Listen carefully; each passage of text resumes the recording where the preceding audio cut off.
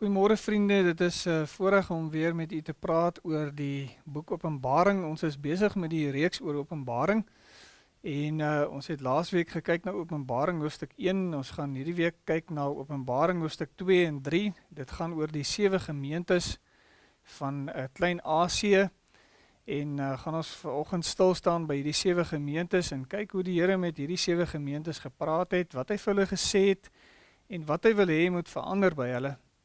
So ons gaan 'n bietjie stil staan vanoggend by hoofstuk 2 en 3 en ek gaan vir julle die woord van die Here uit vanoggend saam lees. Uit Openbaring hoofstuk 2 en 3 gaan ons albei hoofstukke saam lees. Dan kom ons by die laaste brief wat die Here aan die gemeente van Laodicea gerig het. Hy sê in vers 14: En skryf aan die engel van die gemeente van Laodicense, dit sê die Amen, die getroue en waaragtige getuie, die begin van die skepping van God. Ek ken jou werke, dat jy nie koud is en ook nie warm nie, maar was jy tog maar koud of warm. Maar nou, omdat jy lou is en nie koud of warm nie, sal ek jou uit my mond spuug. Want jy sê, ek is ryk en het verryk geword en het aan niks gebrek nie. En jy weet nie dat dit jy is wat elendig en beklaanswaardig en arm en blind en naak is nie. Ek raai jou aan om van my te koop goud, wat deur vuur gelouter is, sodat jy kan ryk word, en wit klere, dat jy jou kan aantrek en die skande van jou naaktheid nie openbaar word nie, en salf om jou oë te salf, sodat jy kan sien, almal wat ek lief het, bestraf en tugtig ek, wees dan ywerig en bekeer jou. Kyk, ek staan by die deur en klop, as iemand my stem hoor en die deur oopmaak, sal ek ingaan na hom toe en saam met hom maaltyd hou, en hy met my. Aan hom wat oorwin, sal ek gee om saam met my te sit op my troon, soos ek ook oorwin het, en saam met my Vader op sy troon gaan sit het. Wie oor het, laat hom hoor wat die Gees aan die gemeente sê. Ons lees net tot sover uit die onfeilbare woord van die Here. Dan die laaste gemeente wat ons bykom is die gemeente van Laodicea. Nou, die woord Laodicea is saamgestel uit die twee woorde Laos en diakomai, wat beteken mense regte. Laos is mense, diakomai is regte. Dit gaan daaroor dat die mense iets aanvaar wat vir hulle belangrik is, nie vir God nie.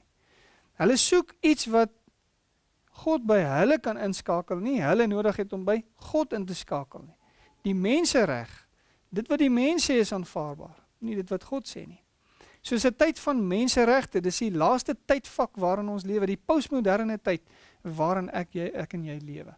Dis die kerk van vandag. Nou ek wil nie vandag vir u sê dit is u gemeente nie. Ek wil ook nie vir u sê dit is 'n spesifieke gemeente nie, maar dit is die tendens reg oor die wêreld, die algemene tendens van die kerk. Dis nie warm nie, dis ook nie koud nie, dis lou hier tussenin. Dis 'n tyd waar mense wil hoor wat hulle wil hoor. Mense wat in die gehoor gestreel wil word en nie wil hoor wat die Here sê nie. Die Here moet by hulle inpas, hulle pas nie by die Here in nie. Hulle maak hulle eie reg en die Here moet daarby inval. Kyk hoe stel Jesus homself voor aan hierdie kerk. Wat sê hy vir hulle? Hy sê hy is die Amen. Hy is die een wat waaragtig is en hy is die een wat getrou is, die getroue en waaragtige getuie van die Here.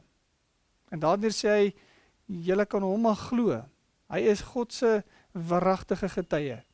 U kan maar net terugkom na die waaragtige getuie. Hy sê hy is die begin van die skepping. In hom is lewe. Ons weet God het geskep in die eerste brief van Genesis, eerste hoofstuk, was God die skepper. Hy is die begin van lewe. Nee, hierdie gemeente het nie lewe gehad nie. Daar was nie lewe nie. So die Here stel homself voor as hy wat lewe het. En as jy vanoggend nie lewe het nie, dan gee hy jou geestelike lewe. Hy gee jou ewige lewe. Dis wat die boodskap vir ons is vandag. Dan is daar geen prysing wat hy vir hulle gee nie. Hy prys hulle nie, hy waarsku hulle wel. Hy sê vir hulle, julle is nie koud nie, julle is ook nie warm nie, julle is lou. Ek gaan julle uit my mond uitspuug. Het jy al gevoel, hoe voel dit as jy lou water drink? Dit maak jou naar. Jy wil dit uitspoeg, jy wil dit nie drink nie. Hierdie gemeente het nie net vir God geïrriteer nie, dit het nie net vir God gefrustreer nie, dit het God naar gemaak.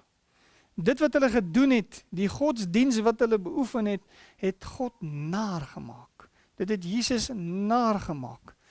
Hulle het so regte, kom ons sê, so kan nie worry houding gehad. So, ons gee nie om nie, so wie gee om? Ons gee in elk geval nie om nie. Hulle was so ingestel om die lewe te geniet. Hulle was so ingestel op hulle geld, op hulle rykdom. Hulle sê, ons is ryk en verryk, ons het baie geld. Kyk na ons kerkgeboue. Dit lyk so goed, dit lyk so mooi. Maar hulle het geen lewe gehad nie. Hulle was dood. Geestelik mors dood eintlik. Daar was baie materialisme, baie humanisme. In die tyd waarin ons lewe, is dit nie so nie. Baie humanisme. Mense jaag geld. Mense wil weet wat dit is om ryk te word. Ons wil 'n boodskap hê wat vir ons kan vertel wat moet ons doen om baie geld te maak. En dis die kerk van vandag. Jy kan maar gaan kyk, die meeste kerke wat vol is, preek nie meer die waarheid nie. Hulle preek 'n ander evangelie, 'n menseregte evangelie. 'n Evangelie wat hulle in die gehoor gestreel wil hê. En dis die probleem, 'n selftevrede evangelie. En dit was die toestand van die kerk. Hulle was so selftevrede. Ons kom in niks kort nie, want ons het baie geld.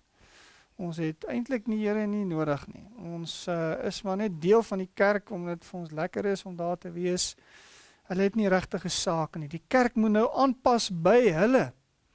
Die kerk moet aanpas by die evangelie. Die evangelie is nie meer vir hulle belangrik nie. Ons soek 'n evangelie wat ons pas. Wat ons wil die Here dien soos ons hom wil dien. Ons kan nie die evangelie vat waar ons moet bekeer nie. Ons moet 'n ander evangelie soek. 'n Evangelie wat geskik is vir ons ore om te hoor. En dis die gemeente van Laodicea. Wat is die gevolg daarvan? Ons kry 'n kerk vol ongeredde godsdienstige mense. Hulle beoefen godsdiens, maar hulle is nie gered nie.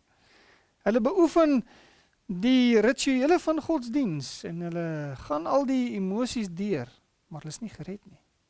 En dis 'n probleem van die tyd waarin ons lewe. Wat sê God van hulle? Hulle is elendig.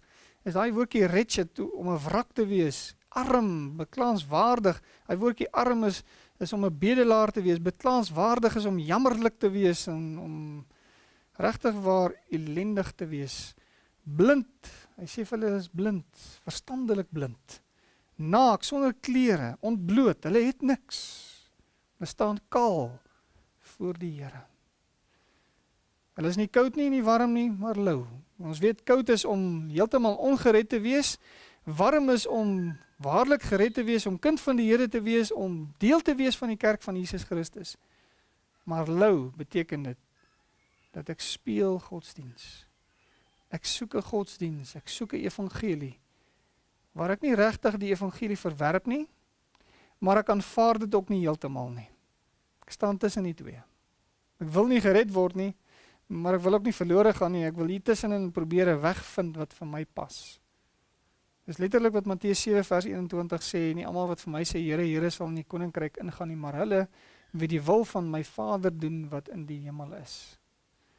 So is daai godsdienstigheid wat die fariseërs en die skrifgeleerdes gehad het. Hulle het hierdie middelweg gesoek. Hierdie amper gered, maar nog nie daar nie. Daai gevoel. Mense wat hulle self mislei en met God 'n speletjie speel. Wat sê die Here vir hulle? Hy het vir hulle goeie raad. Hy sê, koop goud van my, sodat jy regtig ryk kan wees. Ons weet, goud praat van God se geregtigheid. God se geregtigheid in Jesus Christus. Wat sê hy vir hulle? Word gered. Word waarlik gered. Moenie op 'n valse fundament bou nie. Moenie vir julle 'n middeweg evangelie soek nie. Moenie vir julle hierdie evangelie soek waar julle julleself kan aanpas by nie. Gaan soek die evangelie van Jesus Christus. Word waarlik gered. 2 Korintiërs 8 vers 9 sê, want julle ken die genade van ons Here Jesus Christus, dat hy, alhoewel hy ryk was, terwille van julle arm geword het, sodat julle deur sy armoede ryk kan word. Praat van die rykdom wat jy het in Jesus Christus. En as jy nie daardie goud by God gaan koop nie, by Jesus gaan koop nie, daardie geregtigheid nie, sal jy nooit ryk word nie. Jy sal ongered bly. Jy sal op 'n valse fundament staan. Jy sal nooit deel wees van die kerk nie. Wat sê hy nog vir hulle? Wat sy raad gee hy? Kry wit klere van my af. sodat julle naaktheid verberg kan word. Wit klere staan vir die reinheid. Dit staan vir die regverdige dade wat saam met redding gaan. Wanneer ek gered word, dan doen ek die dade in Christus. Dit staan vir heiligmaking. Ek lewe nou 'n heilige lewe. Dis die wit klere, dis wat dit verteenwoordig. En dan gaan hy na die oogsalf toe en sê hy, koop vir my oogsalf, sodat julle oë kan oopgaan. Jy sien, hulle is geestelik blind. Geestelik blind, hulle kan Jesus nie sien nie.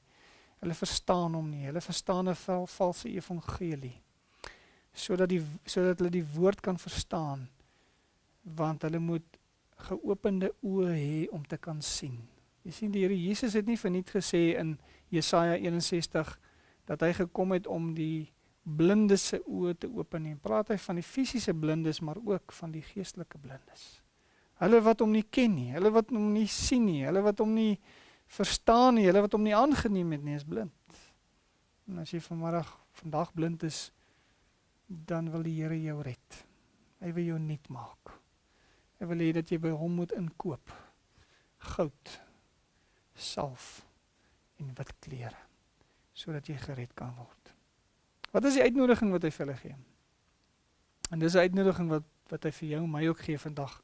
Vers 20, kyk, ek staan by die deur en ek klop, en as iemand my stem hoor en die deur oopmaak, sal ek ingaan en na hom toe en saam met hom feesmaal hou en hy met my. Weet jy wat is interessant? Jesus is nie deel van die kerk nie. Jesus staan buitekant die kerk. Jesus vorm nie deel van hierdie gelowiges nie, hy vorm nie deel van hierdie kerk, of die mense wat sê hulle is gelowiges nie, in elk geval nie. Hy staan buitekant die kerk. Weet jy wat is nog interessant? Jesus sê hy, as jy die deur oopmaak, sal hy ingaan en feesmaal hou. Nou dit was so in die oudheid gewees, dat as mense vyandig was teenoor mekaar, hulle het mekaar oorlog gevoer met mekaar, en hulle het 'n verdrag van vrede gesluit met mekaar, hulle het vrede gemaak, dan het die een persoon die ander persoon ingenooi om saam met hom te gaan eet. En daardeur het hy gesê dat hy hierdie oorlog en hierdie onmin wat tussen hulle is, heeltemal afbreek. Dat hy 'n vredesverdrag sluit met daai persoon. Dit was die teken daarvan. Jesus sê, as jy die deur oopmaak, dan sal hy met jou 'n vredesverdrag kom sluit. Hy gedeelte in Romeine hoofstuk 5 vers 1 wat praat, en hy sê baie duidelik dat hy met ons vrede kom bewerk het deur Jesus Christus. God wil met jou daai vrede bewerk. En as jy vandag op 'n valse fundament staan, en jy dink jy ken die Here, jy dink jy dien die Here, jy is nie waarlik gered nie, dan nooi die Here jou volgend, om deel te wees van sy ware kerk. Nie 'n valse evangelie nie, nie 'n evangelie wat jy by wil inskakel, nie 'n evangelie waar jy net om innooi in jou lewe en jy kan leef en doen wat jy wil nie. Nee, 'n evangelie wat vir jou wit klere gee. 'n Evangelie wat jou oë oopmaak, waardeur jy kan gered word. Dis die boodskap van die 7 gemeentes aan Klein-Asië. En as jy vanoggend hier so sit, en jy het nie daardie vrede nie, jy het nie daardie lewe nie, dan nooi Jesus jou vanoggend om met hom vrede te maak. Hy het 'n oop uitnodiging. Hy staan by die deur. Maar daai deur het net een handvatsel. Daai handvatsel sit binnekant. Jy moet die deur oopmaak. En dan beloof hy sal ingaan, sal met jou maaltyd hou, en jy sal met hom. Hy sal daai verdrag van vrede met jou sluit. En jy sal syne word, en deel van hom word. Mag die Here vir u seën, mag hy vir u help, sodat u ook daardie vrede kan kry. As jy enige geestelike hulp nodig het, is jy baie welkom om ons te kontak. Ons sal die besonderhede vir u opsit op die skerm. En jy kan enige tyd met ons kontak maak, as jy 'n behoefte het aan geestelike hulp. Amen.